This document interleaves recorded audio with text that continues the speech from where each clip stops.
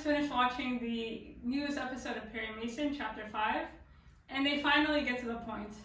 So all these episodes have been leading up to this, and now I feel like the show can really start. I don't know anything about Perry Mason, so I only know what HBO tells us. So for those viewers who are watching this review and you're kind of like, oh, okay, this is what they were getting at, this is what they were getting at. So for the hardcore Perry Mason fans, like, you already knew where it was going, but we did not know, okay? So this whole episode just went from like 0 to 100. And okay, so let's start. So the episode starts off with Evie's aftermath.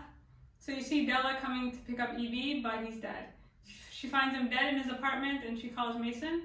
While all this is happening, Sister Alice is alive and well, and she said what she said. She's not sorry. And there are letters coming in to the church. Some people hate her, some people love her. And Sister Alice is no longer even negotiating at this point. Like, she's just demanding.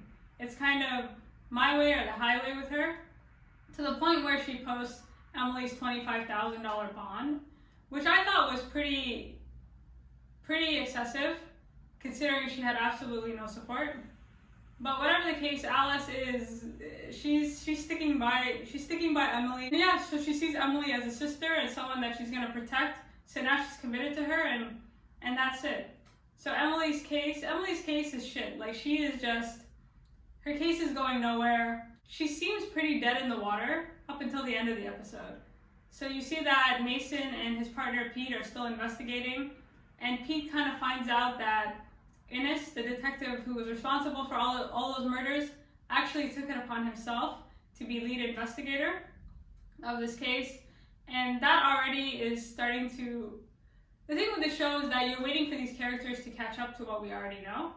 So as you see Mason kind of investigating Innes and Mason's partner kind of looking into him, they're finally kind of uncovering what we already know, which is that Innes is a murderer and he's hella corrupt. So while all this is happening, it cuts back and forth to Evie's funeral. Evie's funeral was honestly sad. It wasn't sad because he was a good guy, it was sad because his own family just didn't care enough to even show up. And it seems like Evie wasn't a deadbeat father, like that would be, but he was definitely an absentee father. So you see that Mason and Della are on their way to the funeral, and they kind of meet Evie's son, and he's kind of like, oh, how do you know each other? And he's like, well, the son kind of makes the point of saying that they're not really close with him, and not only that, they don't really like the guy. And as we found out from the previous episodes, Evie is a bit of a scammer, which I honestly gave him the benefit of the doubt. I thought he committed suicide as a way of helping Emily and kind of saving his name, but it might have been actually as a narcissistic act. And the son is just not impressed, and the wife is not there, and it seems Evie was really alone, because I was wondering whose dad this was and why he was so alone, and was this out of guilt for himself, or is this more of a guilt of some type of pain he caused? But the only people who seemed to care was Della and Mason. And the son is, at first you don't even realize that's Evie's son, because he's kind of coming off as almost an auditor. He's kind of like, do you guys have everything you need? Okay, bye. And yeah, so he was definitely an absentee father, something that Mason can relate to. And he leaves, and the only people who seemed to care about him were Mason and Della. Yeah, and Mason and Della are kind of perplexed, and they're kind of having a conversation which I think was one of the best scenes in this episode. And you're looking at two of them, and it's strange how two seemingly polar opposite individuals can be working for the same person. And it seems that Evie attracts either people running away from something or people who are essentially kind of rock bottom and don't really have any other choice. And we find out more about Della, and she's a lot more prominent in this episode, but she came from a rich family and she didn't really want to live that get married and patriarchal kind of fantasy life, so she ran away and made her way to Los Angeles. Mason, as we know, met Evie accidentally through his father, and as a result, it seems like Evie was kind of a father to him. So this conversation was really enlightening in terms of uncovering what's beneath the surface. So although they look very different, they have a lot more in common than what it looks like. And Mason is kind of triggered, and he's triggered in such a way that he eventually abandons Della to go see his own family. And I think what disturbed Mason was the fact that Evie's own son basically wanted nothing to do with him. And I think there's something in him that he saw that he didn't really like. So he goes to see his family, and finally we see who he's been calling and who's been hanging up on him. So he gets to the door, and Gretchen Mol opens up the door. And Gretchen Mol is a great actress, so I'm happy to see her. And she's kind of looking at him, and you know, Mason looks disheveled. He just rode at the back of a carrot. Like, he's just a deadbeat. I don't know. He's just not a dude that can support anyone, let alone himself. And he kind of demands to see his son, and his ex-wife is standing at the door, so Gretchen Mol, and she's kind of like, sperm donors don't really have any rights, but I guess you can go talk to him for like 30 seconds. And his ex-wife got remarried, and they have like a really nice house. It looks like the kid is like really settled. And when you contrast everybody in this scene to Mason, it's like night and day. You know, like Mason looks like Los Angeles. He embodies Los Angeles. And then his ex-wife, and this is like the suburbs. These are proper people. His son seems like a pretty proper dude that's gonna go on to do really good things, but Mason just looks like what did the cat drag in? And he feels guilty, and a lot of his kind of reason for seeing his son was because Evie's dead and his own kind of figurative father figure died. And I think it's hard for me to say if Mason is a good father or not, but he definitely did feel some type of way after watching how Evie's family treated him. And I think something about that like really scared him. And it was nice seeing the family for the first time, and how just, yeah. And so while all this is happening, we come back away to Sister Alice and Emily. So Emily is out of jail, and she's staying with Sister Alice. And she kind of lets her sleep in her bed, and Sister Alice is really treating her like a sister. And she kind of, you know, Emily makes the point of saying, I don't deserve to be saved. And Sister Alice is like, well, none of us really deserve to be saved. And again, you have this theme of saving and who's saving who. And I don't think that Alice is saving Emily for Emily's sake. I do think that she's projecting something onto her.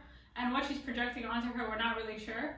Sister Alice's character is the most perplexing character here. And her motivations are just so hard to pinpoint. But it's definitely coming from, I mean, the way I see it, if Perry saw something in EB that made him go see his son, like Sister Alice must see something in Emily that's making her want to save her. And maybe it is kind of in saving her, she kind of makes up for a past that we're not yet aware of, because we really don't know nothing about Sister Alice aside from the fact that she grew up in a poor family and she's from Canada. And while all this is happening, the Officer Drake is reintroduced to us, thank God. And I feel like he's kind of like the heart of the show, and he kind of gives it context and he gives it a little more, it's something, he makes the show more interesting, I feel like. And this is just my opinion, and it gives it a little more personality. And they're in church, so they're reintroduced to us in church. And I do believe that Sunday is the most segregated day in America, even to this day, I think.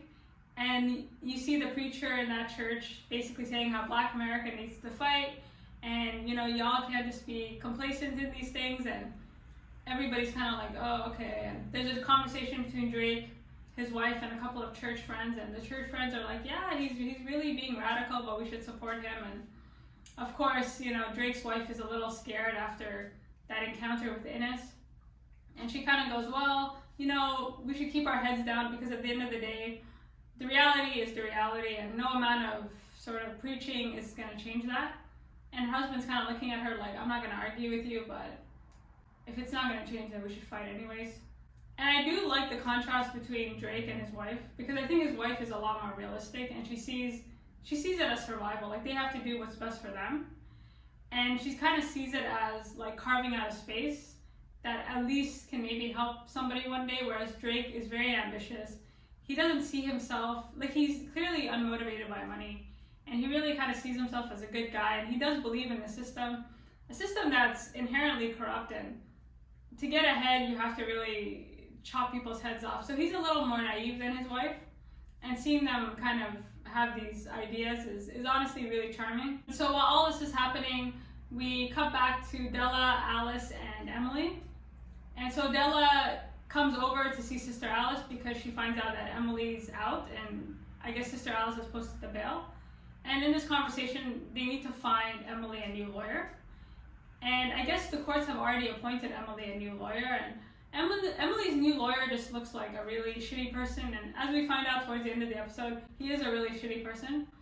And this lawyer is basically concerned with finding out what new evidence there is, and you see them all talking, and he kind of makes the point where your husband's abandoned you, everybody's abandoned you. What are we still doing here? And as they're having this conversation, so this is the first time I think Della is meeting Sister Alice, and so they're all in the room together, and the more Emily's new lawyer talks, the more Della's spidey senses start tingling, and she immediately leaves the room to try and find Emily a new lawyer. I mean, Della she's a ride or die. I mean, I don't know why she's writing so hard for Emily. It seems a little extreme, but so she goes out and immediately she knows there's something wrong, and she goes to, she seems to have a lot of friends in high places, and she goes to talk to somebody in terms of trying to find Emily a new lawyer, and the individual that she was talking to, which I think is another lawyer, was saying how the prosecutor probably appointed or had a hand in appointing Emily's new lawyer, and Della kind of gives this guy a list saying, hey, like, do you want to help Emily? Like, I promise she's innocent. And this dude is just kind of looking at her like, I love my job and I don't really want anything to do with this shit. Nice try, Della. But at the end of the day, Emily is fresh meat. And I think I made this point in other videos that nobody really cares that she's innocent. She's just kind of lamb for the slaughter, and this is how they make the sausage, and this is how they keep the peace, and Emily is just a casualty of war. And Della is really disheartened, and I think Della is a little surprisingly naive. She has a lot of optimism, and she's really fighting, but there just seems to be, the way she's pitching it is coming from a place of, hey, you need to help this woman, like, this is your duty, and these guys are like, not really. I didn't become a lawyer to save people, I became a lawyer to make money and gain power, and that's all they really care about. So while Della's heart is breaking, so is Officer Drake's. So we cut away to Drake at the beach with his wife and a friend, and again, Officer Drake is he's not in the best place at the moment, and he's talking to his friend, and his friend brings up a possible job opportunity in terms of becoming a truck driver and an entrepreneur, and Officer Drake is just like, I don't really see myself as a truck driver. He sees himself as, he really believes in the system, and money does not motivate him. And he's like, well, you can't really be doing this forever. Like, these guys, they don't have your back, and this is true. And as they're talking, I think they are in Santa Monica at the moment, so they're talking, having a good time, and out of nowhere, the party is cut short when a bunch of officers come along and clear the beach. And as they're clearing the beach, Officer Drake asks, why are you clearing the beach? It's very unusual to be clearing a beach unless there's, a serious problem. And they're like, no, we're just, stuff. They kind of come up with like a flimsy excuse. And then Drake's wife kind of makes the point of saying that her husband is a police officer. And the officer just kind of looks at Drake like, where would you be a police officer? And Drake says, Los Angeles. And the officer kind of looks at him like, of course, Los Angeles needs all the police officers they can get. And if you have time, you should go watch LA 92. And I think Los Angeles to this day is still considered like a jungle. Santa Monica is where all the good people live. Los Angeles is where we keep the unwanteds, right? It's overpopulated with degenerates, and it was basically an excuse to, and the point the officer was making is this is a friendly community. This is not for, basically go back to your side of town, which is Los Angeles. And Officer Drake is really just disheartened, and you see that towards the end of the episode when he's quite literally crying in bed. And his wife finally gives up the struggle in terms of, trying to keep their heads down and keep walking. And Drake is just not that type of dude. He doesn't want to keep his head down. He doesn't want to keep walking. He was just disrespected. He was quite literally forced to leave the beach because it's unofficially segregated, and he's crying, and you could see him, like, I thought it was really, really nice to show him crying. Seeing a grown man cry is not something we see often. And after that, they got on the same page. I think the wife kind of got it in her head that, okay, like, something's got to give, and it's going to have to be her. And that's where we leave Officer Drake, and I think this will be a turning point for him. And as we wait for him to kind of reunite with Mason as, I guess, a lawyer now. Okay, so the whole episode is building up to this end, and an ending that I didn't see coming because, again, I'm not really a fan of the old Perry Mason. Like, I haven't watched any of them, so I didn't know where all this was going. So before we get to the point, Sister Alice has a sermon, and this new Sister Alice, as we'll say, is a lot more unstable, I guess. You see they're not in their chairs. You see the audience is like, they're kind of, they look possessed almost. And there's a scene with Sister Alice as she tries to convince a man sitting in a wheelchair that he doesn't actually need the chair.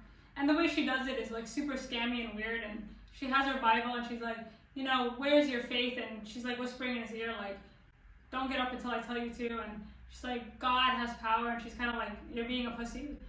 And this is just a totally different church. It's a lot more centered around Sister Alice. Like, you no longer have the audience in the back, or her, I guess you could say, donors.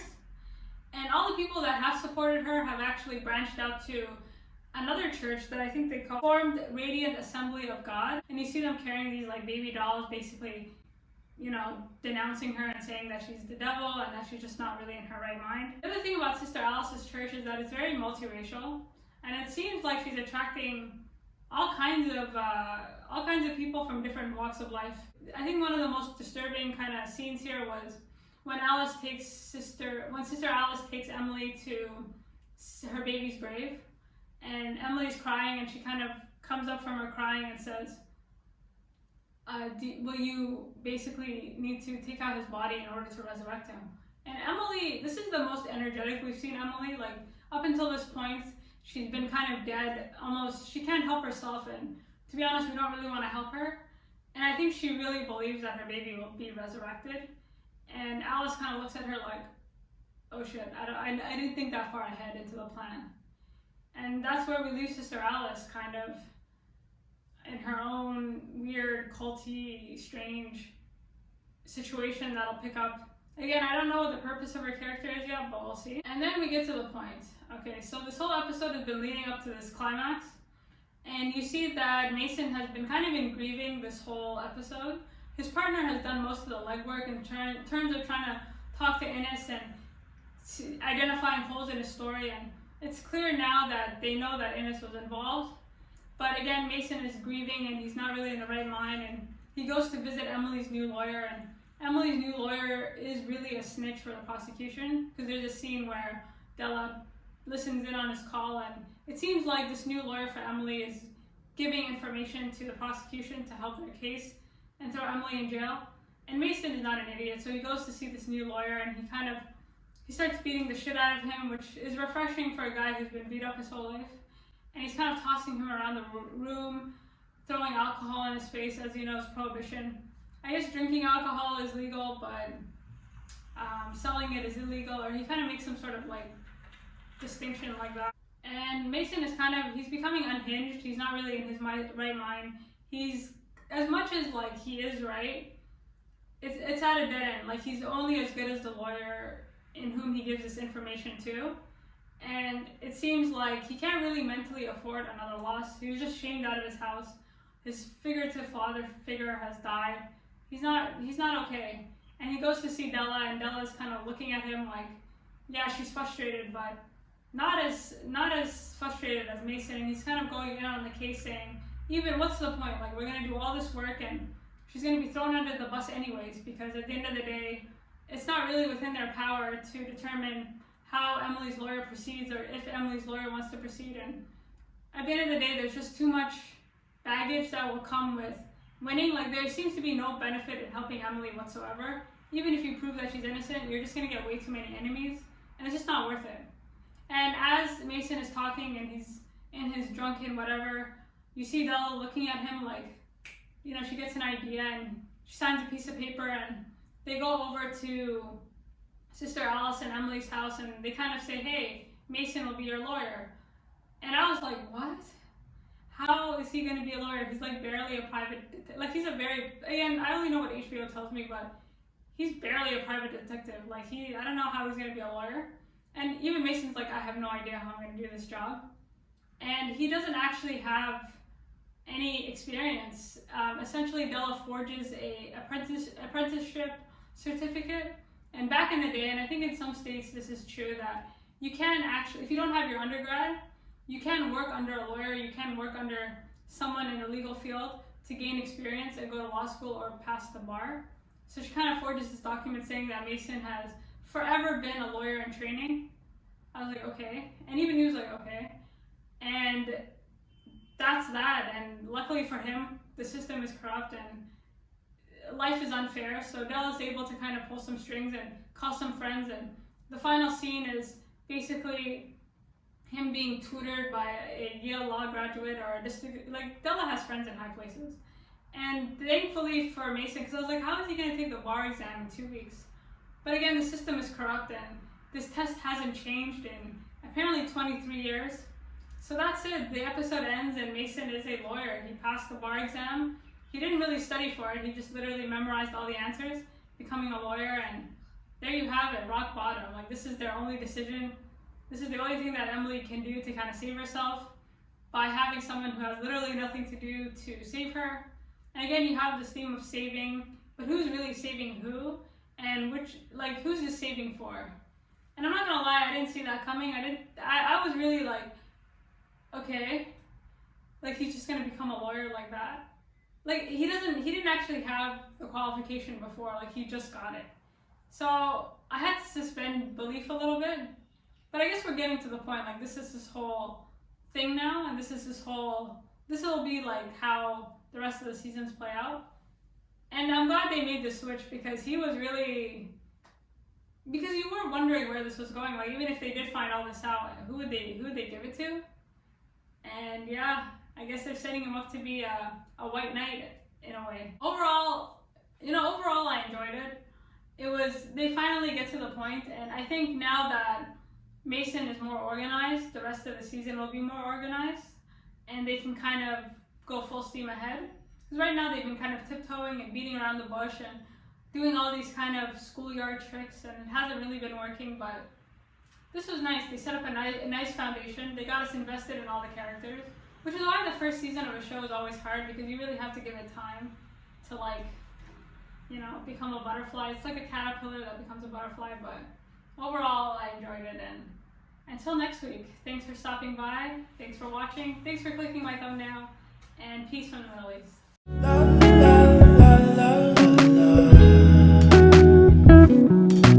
Let her know, I gotta let her know that she my white horse, she my medical, she like my baby mama, know how to